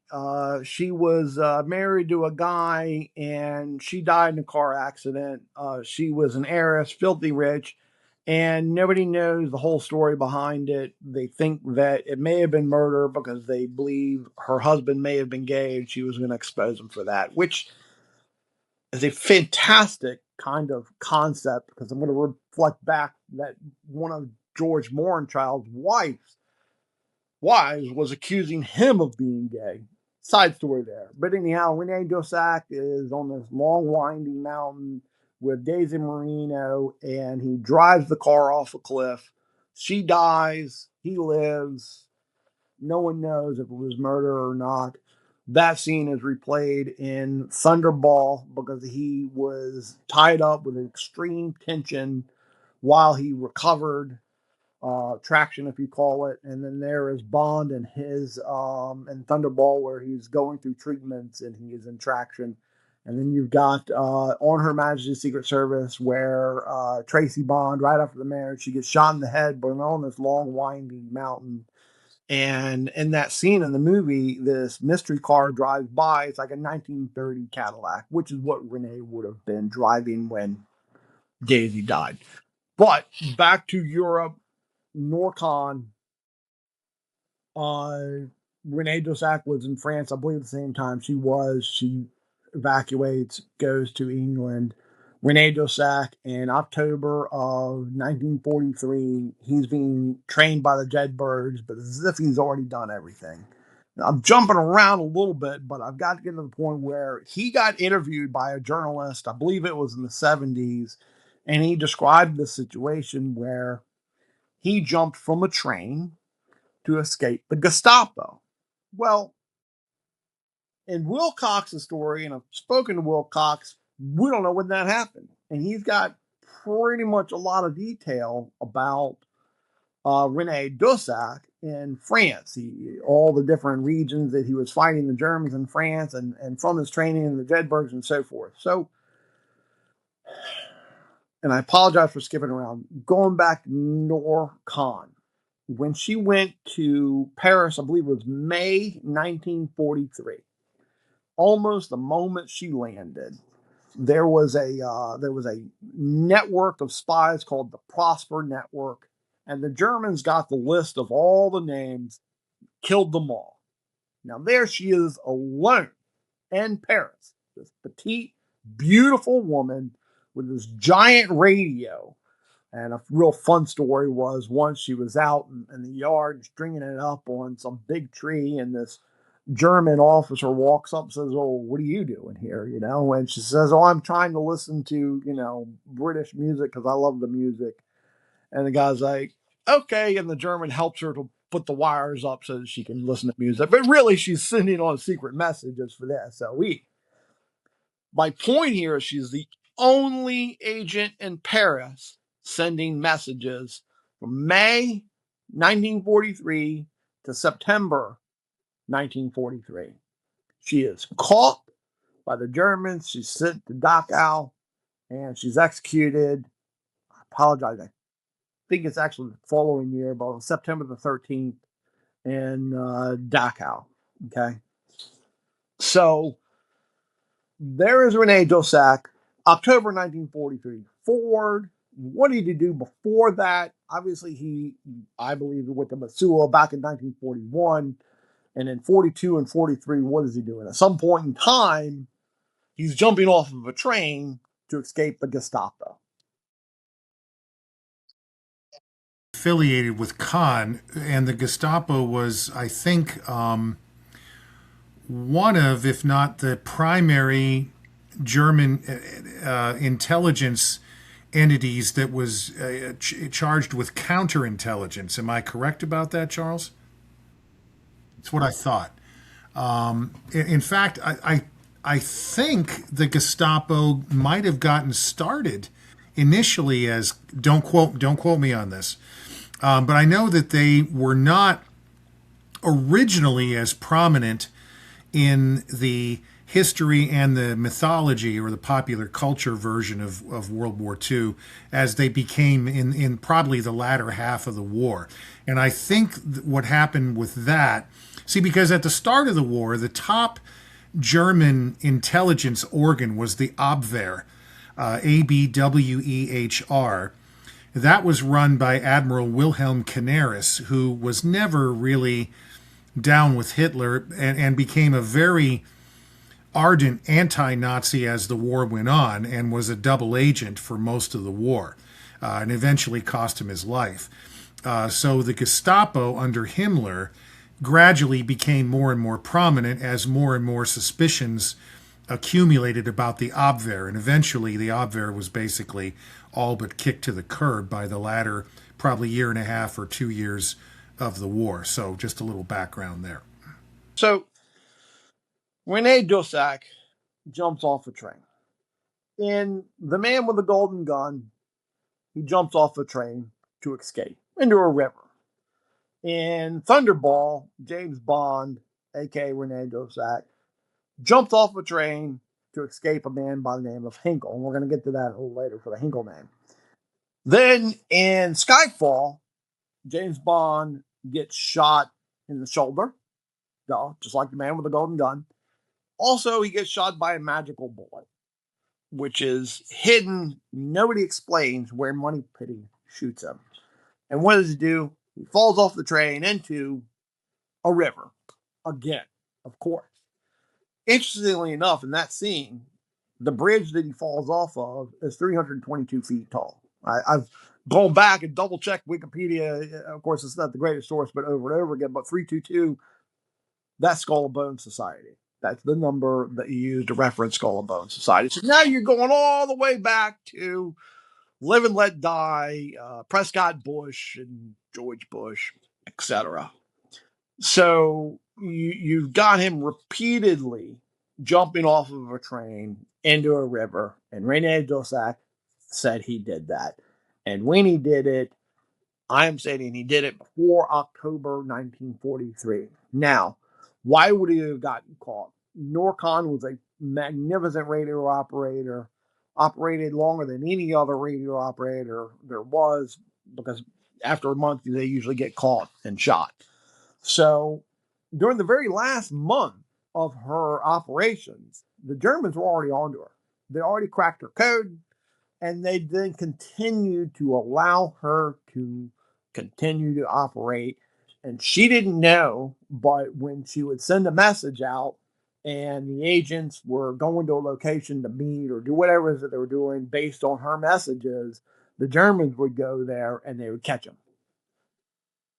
Now you've got these two individuals, Norcon in Paris, Rene Dussaq jumping off of a train somewhere into a river within that time frame, and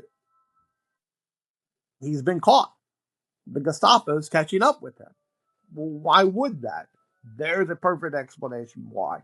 But for a moment here, I have to focus on Norcon. I said the coat of arms one, but the other, though, is in No Time to Die, where they actually go to Matsua Island. At the very beginning of that movie, there is the scene where Madeline is running across the ice to get away from the bad guy. The bad guy's name is Lucifer Safin. And she falls in the ice, and he has some compassion and decides to save her and pulls her out of the ice. Well, Noel wrote one poem that was never published called Lamp of Joy. And it's about a mermaid that goes to a ship in the middle of a storm, climbs up it, and hangs a lamp on it. Well, Lucifer means lamp bearer, light bearer. Safin means boat.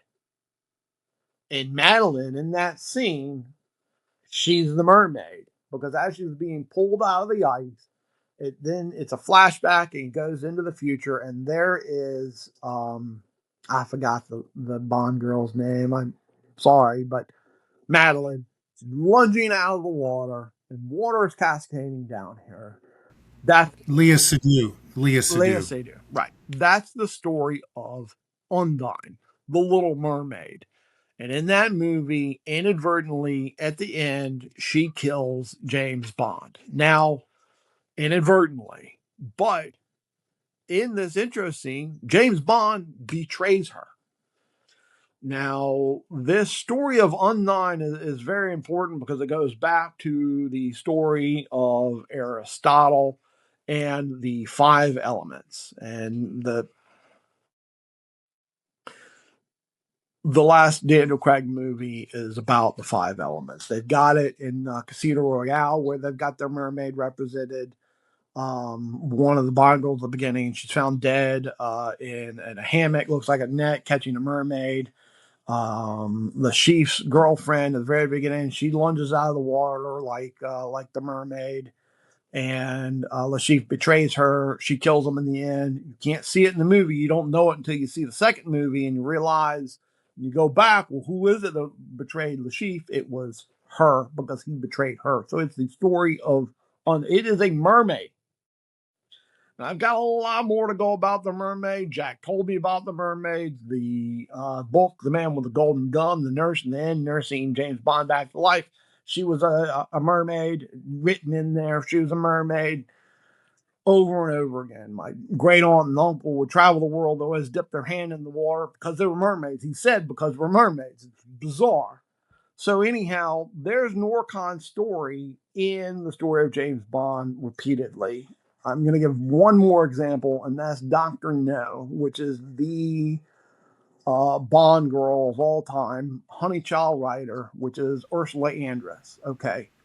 Yes, it was. Yes, indeed. I can go to the novel, and I'm going to reflect that she was singing the song Marianne, which was Jack's wife's name. But Ian writes describing her, and 3 times he writes that she's white. Bizarre. But you go to Norcon's paperwork in the S.o.e. and they write, oh, she's more tan than brown. Because in World War II, the British really weren't too keen on sending anything but white people to be their intelligence agents. So that in the novel is actually extracted directly from Norcon's file. When you go to the movie and she's singing Under the Mango Tree, her officer in the S.o.e., she wasn't doing well, making errors in her Morse code. She was writing children's stories, and one of them was about a mango tree for a short explanation. And the guy reads that and reads it back to her and says, hey, just like your story, she's right. She's like, you read my stories? Yeah, the one about the mango tree. There she is reading the mango tree. Norcon's code name was, of course, Madeline. Just like Madeline from James Bond. Okay, that's James Bond's big love. So there she is in Paris, and she is embedded repeatedly within the stories of James Bond, along with Rene Dussaq. So this is where I'm going to cut it real short and just say this is what happened, and reflect back to you, William, with regards to Hinkle. Rene Dussaq obtained some sort of intelligence that he conveyed to Norcon. And Norcon, I believe the specific intelligence that she conveyed back was something she called a very important basket of cherries.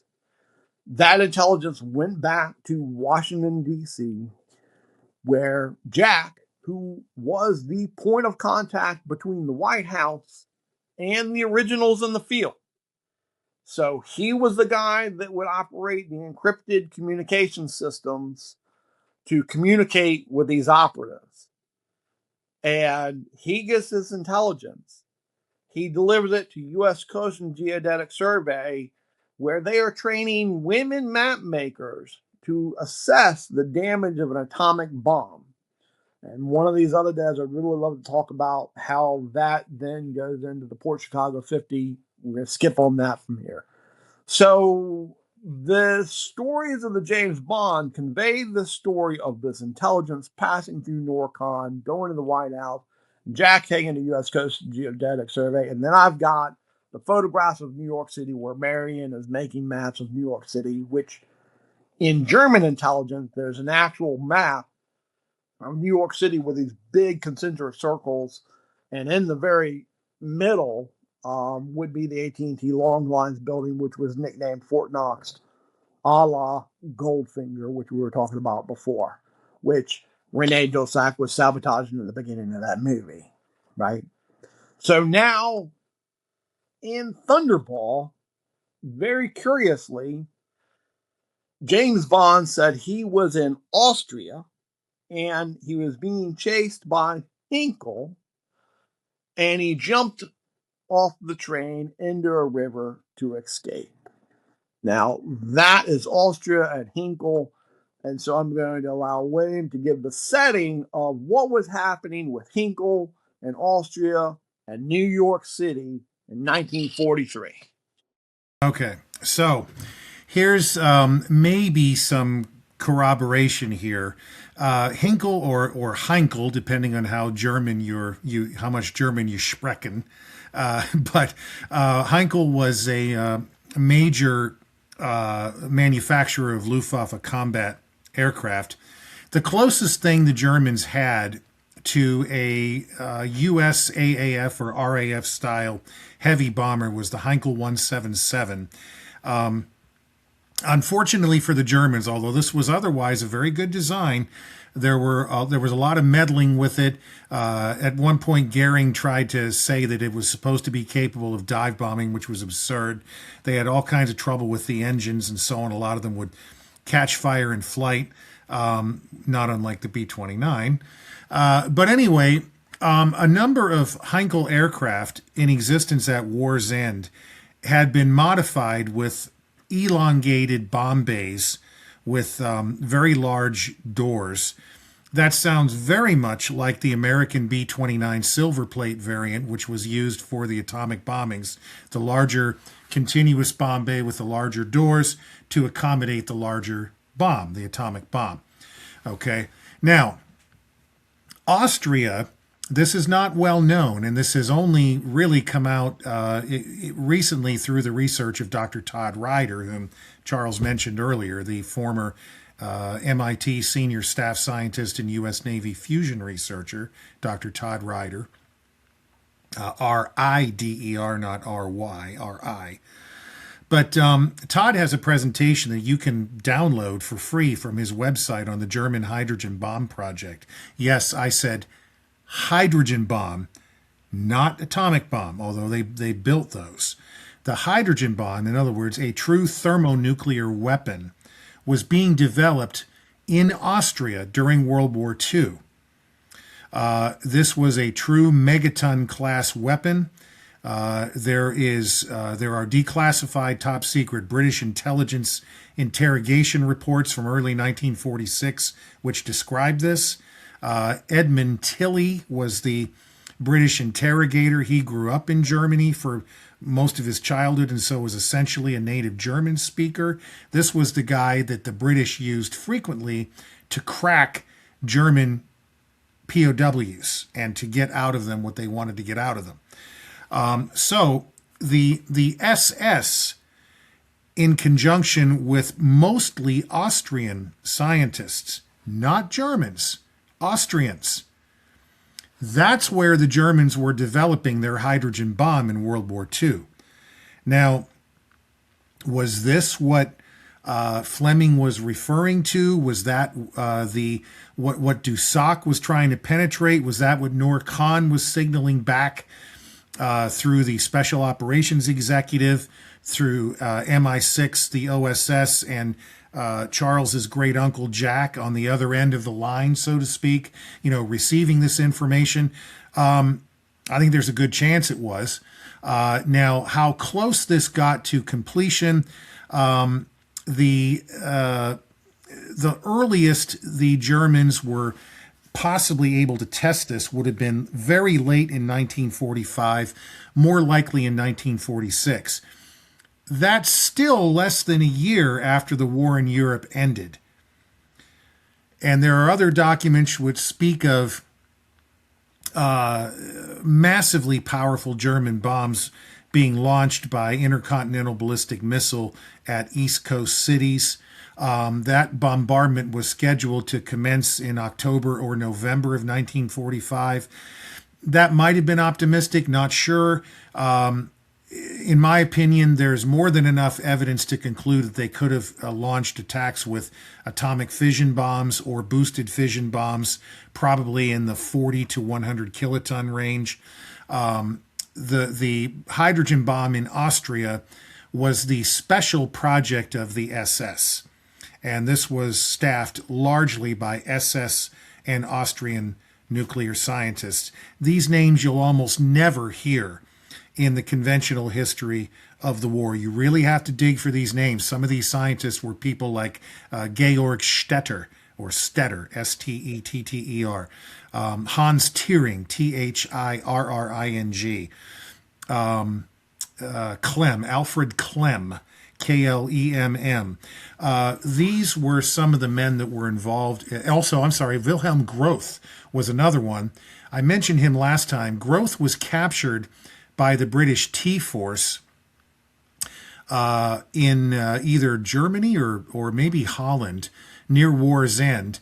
And Brian Urquhart, Qhuart, I think it is, but you can look this up. This is even on Wikipedia. Brian Urquhart, who just died a couple years ago. He was almost 100 years old. He was a T-Force agent. That was Ian Fleming's baby.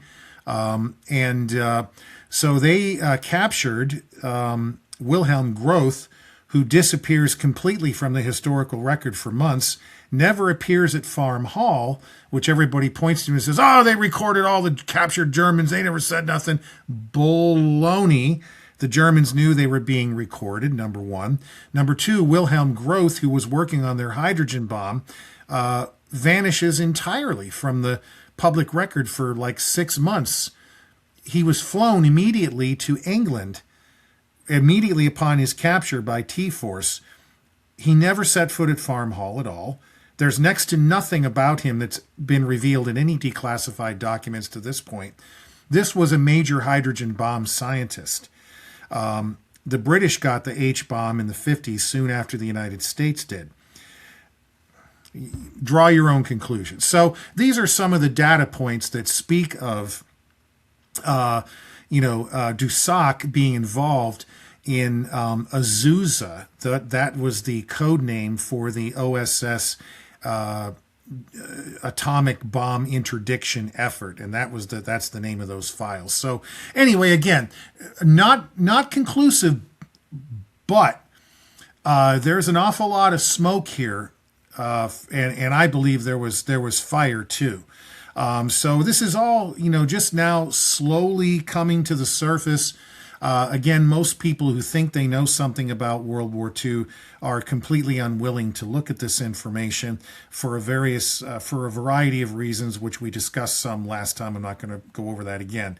But go to Todd Ryder's website, ryderinstitute.org. You can download his slide presentations about the German atomic bomb program, the ICBM program, and the German-Austrian hydrogen bomb program. And if you do that and you really take your time to read that, you'll never look at it the same way again. Was Dussaq himself involved in this counter atomic bomb effort? Probably. I think there's good reason to believe that he was. Can I ask a question? What you may remember this, because in one of Todd Ryder's presentations that I saw, he brings up the American scientist that's creating the hydrogen bomb, and he gets flustered and says, "Bring me this guy, the German scientist." Edward Teller. Edward Teller. Teller and Stanislaus Ulam, both of them emigre European scientists, were...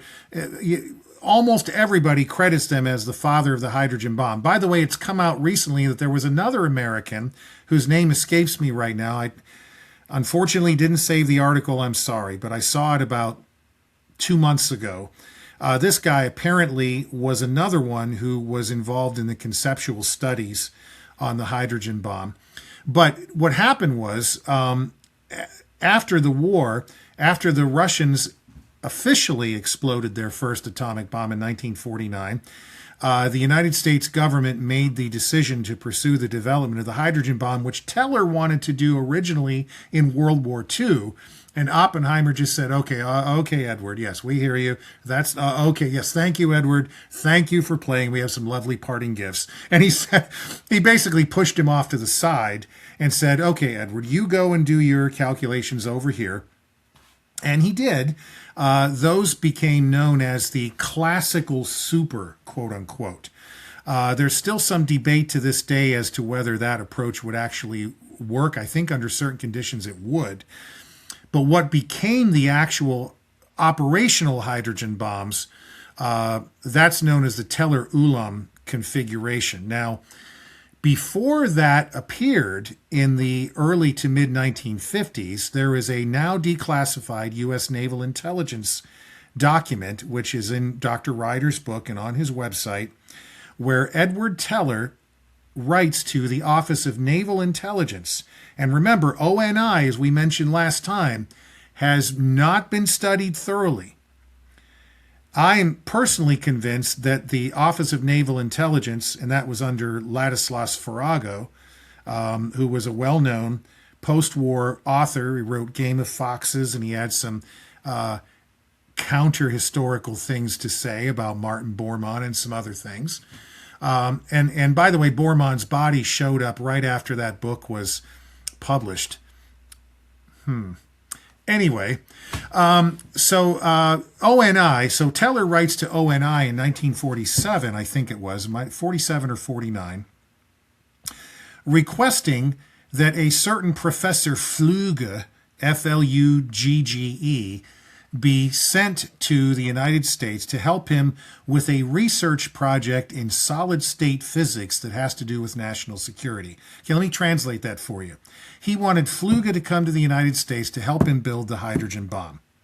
That's what that was.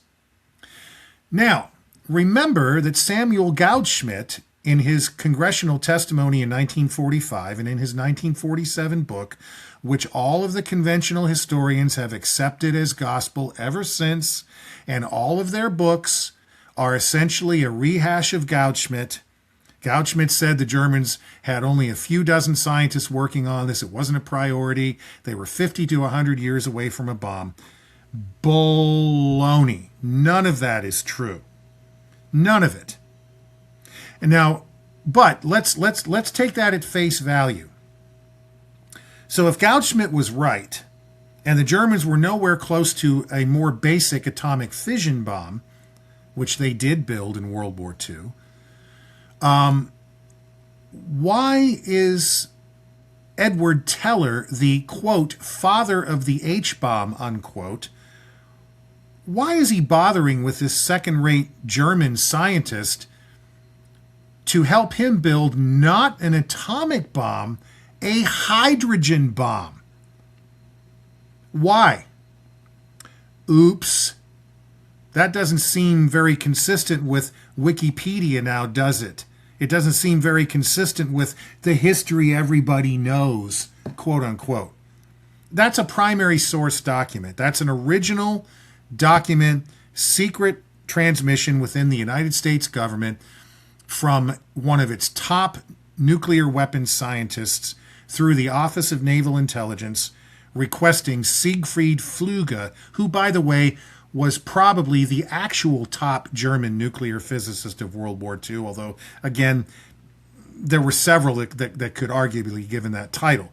But not Werner Heisenberg. Not Heisenberg. We've all been told he was their top guy. He was not. He was not. But anyway, so Siegfried Flügge is requested by Teller to be brought to the United States to help him build hydrogen bombs after Flügge and company supposedly were nowhere close to a basic atomic bomb. It's complete Bravo Sierra. It's BS. The conventional history is baloney. And I've just given you what as far as I'm concerned, is indisputable proof, and that's not even the tip of the iceberg. Read Ryder. Read Ryder's book. Read Carter Heydrich, Critical Mass. There's several others in that vein.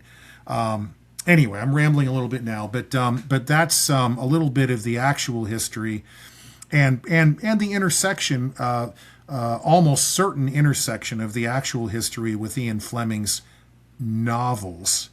You know, which, as I said, at minimum appear to be a one long inside joke, and probably also some stream of consciousness that just reflects his insider knowledge of all of these things, not just the Kennedy assassination, but what was going on behind the scenes in World War II. Because again, remember, Fleming was involved in the founding of and the operation of the T-Force, which was the British rough equivalent of the Alsos nuclear intelligence mission that was run by the Manhattan Project. So there you go. Okay. Well, all right. So we're at our 2 hour mark. So we're going to go ahead and schedule a part 3. Okay. This has been a wonderful episode, by the way. So I just want to thank you guys both for being on. Before we leave, we always have our guests do final takes. You guys know the routine. So I'm going to go ahead and do my take first, and then you guys do your take last. But I just want to thank you both, gentlemen, for being on the show tonight. This episode is packed, and we've only scratched the surface, and that's why this is going to be like a multi-series. So thank you both so much for being on. And yeah, we're going to get down to the bottom of this. I promise you. There's just so much to unpack. So anyways, that's my final take of the night. Thank you guys so much. And whoever wants to go next. I'll go. Yeah, no, thank you. Hey, thanks for having us, Tim. This has been a blast.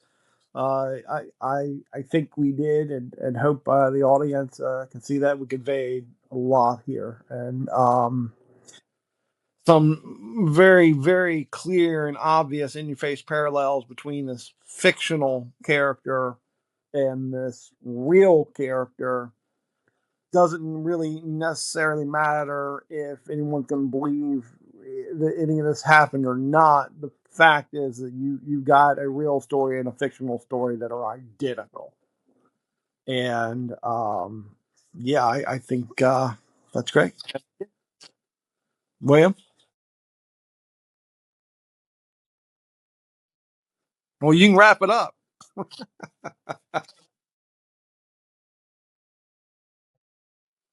No, you got it.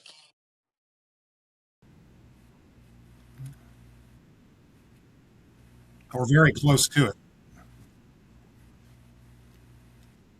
Oh, I'm sorry. I was going to say, or very close to it. So, oh, okay, okay. I'm sorry. I was like, well, geez, I didn't mean to step on you there, Charles. I'm sorry. Yeah. Well, again, I'll just say also, Tim, thanks for having us. Really, you can see the fruit of the back and forth between me and Charles over, I guess, almost 5 years now. We've shared a lot of research, and it's been very fruitful for both of us. And of course, Robert Wilcox in the background was a major part of this as well for both of us. So, just again, I'll just wrap it up by saying, I realize not everybody has the kind of time that we've put into all this, and as you know, I don't know how you guys who have families, I don't know how you do it. I don't, and I mean, I can barely, keep up with this stuff. But for anyone else who is intrigued, if their interest is piqued by this, I feel kind of like Churchill here. I should have a glass of brandy and a cigar and a bowler hat, and I should be saying, I have nothing to offer except blood, sweat, toil, and tears. Because that's really what it is. If you really want to master this subject and/or just to satiate your own curiosity, it's going to be work. There's just no two ways about it. Those people that Charles mentioned were absolutely right. Most Americans don't read, and that's in our DNA. That's in our cultural DNA. America is about second chances, new opportunities, being an entrepreneur. Trying to carve out your own niche and things like that. And none of that really plays into a more academic pursuit. Now, I didn't say Americans are necessarily innately unintelligent or or they couldn't be more academic. I'm just saying culturally and economically, generally, we gravitate in other directions. So I understand that. I don't expect everybody to be down in the weeds like all of us are. But if you want to, really sink your teeth into this stuff, it's going to be work, and you're going to have to work. That's my message. William Pellas, author of Endgame and also The Japanese Bomb by Wave Germany. You could pick those up on... Is that on Amazon, by the way? Or okay, got you on Amazon right there. So please do pick that up. Charles Small, you could follow him at is it C Small on X? I'll have your handle at the bottom of the screen. So, anyways, but I want to thank you both so much for being on our show. We can do a part 3 next month. If you guys have time, I'd love to do it next month. This has been fantastic. So, just word to the audience: make sure you treat others with respect, care, and dignity. If you want the same back to you. Also, the truth is out there, and don't forget to donate blood if you can do that. I want to thank you guys for watching. We'll see you on the next episode. Have a wonderful, wonderful week. Thank you.